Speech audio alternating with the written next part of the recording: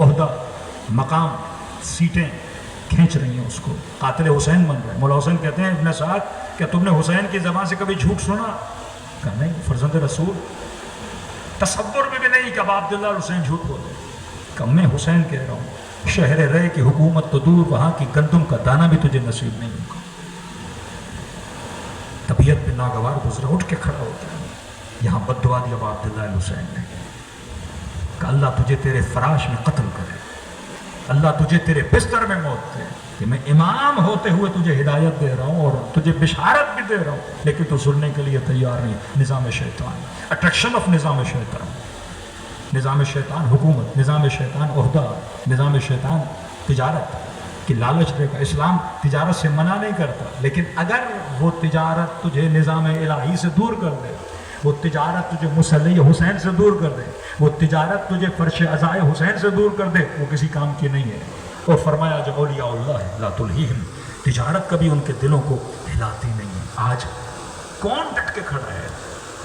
آپ کیا جانتے ہیں ہڈن کتنی آفرز دی جاتی ہیں آپ کے بڑے بڑے علماء کو، رہبر معظم شہید کو کتنی آفرز دی گئی ہوں گی؟ آپ کیا سوچتے ہیں کہ آپ کو پورے خطہ آپ کے ہاتھ میں دے دیں گے صرف اور صرف آپ اسرائیل کو ایکسیپٹ کرو؟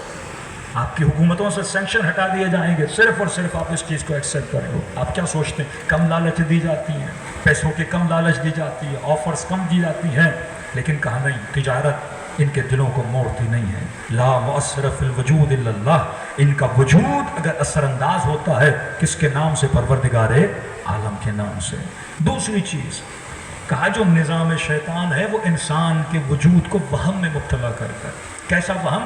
ایک ایسا وہم کہ ہمیشہ تم یہاں پہ رہنے کے لیے آئے۔ اب ہم آخرت کو مانتے تو ہیں، قیامت پہ ہمارا ایمان تو ہے، لیکن ہماری حرکتیں وہ نہیں ہیں، ہمارے اعمال ویسے نہیں ہیں، ہمارے ایکشنز ویسے نہیں ہیں کہ ایک مومن ماشاءاللہ ملٹی بلینر ہے، کتنے گھر ہیں کراچی میں؟ ایک اچار۔ ہم مولانا اسلام آباد میں بھی 2 ہیں، دبئی میں بھی 2 فلیٹ ہیں، ابھی یورپ میں بھی 1-2 لے لیا ہے۔ بھائی ان گھروں میں اکیلا رہتا بھی ہے، کیا کرتا ہے؟ یہ کنی مال ہے، جمع کرتے جا رہا ہے، گھر بناتے جا رہا ہے۔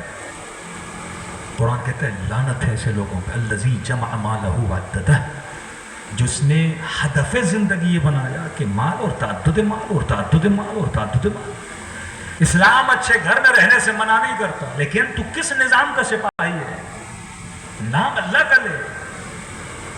اور قرآن کہتا ہے جو اتنا تعدد مال کرتے ہیں اور یہ فکر کرتے ہیں کہ گویا انہوں نے ہمیشہ ہمیشہ یہاں رہنا ہے، لفظ خالدین یا خلود، اس نے یہ سوچا کہ وہ ہمیشہ یہاں رہے گا۔ کیا تو نے قوم عاد کو نہیں دیکھا؟ کیا تو نے قوم سمود کو نہیں دیکھا؟ کتنے بڑے بڑے پتھروں سے بڑے بڑے گھر بنائے تھے۔ اللہ کہتا ہے ایسی ترقی تمدن تاریخ میں کسی نے نہیں کی جو قوم عاد نے کی اور قوم سمود نے کی۔ آج کہاں ہے قوم عاد؟ آج کہاں ہے قوم سمود؟